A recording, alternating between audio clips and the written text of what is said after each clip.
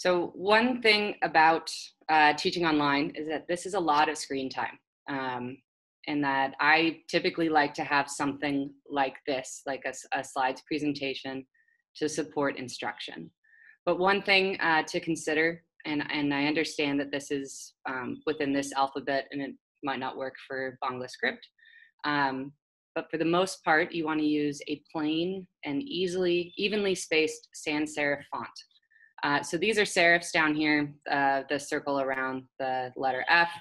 Serifs make it a little bit more challenging on a computer screen for any students that have difficulty reading. Additionally, you want to avoid all caps because of the letter height is even. Then it's more challenging for students to differentiate between different letters as well. Bold for headings, that's a nice way to kind of indicate to students, or just be consistent with your slide layout. So as you're going through things, they're not exhausting themselves trying to find information. They know what the slide or the handout's going to be because there's a title at the top.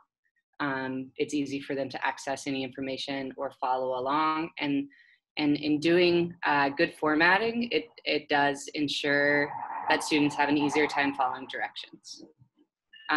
Also, I would avoid underlining in italics. This is just advice from a dyslexia style guide. It is more challenging to read things that have an underline. Avoid contrast, or sorry, have contrast, avoid red, green. You want to make sure that whatever you are sharing and showing them is accessible. Another thing to consider is you'll notice this background is like a light cream color. That also makes it easier for students to read and to access. I also like to use light blue, but my default links are all in blue, so they can kind of fall in. And then just more information about layout. Now, some students have accessibility add-ons, or let's say that they have difficulty reading, so they have an extension on their browser that will read to them.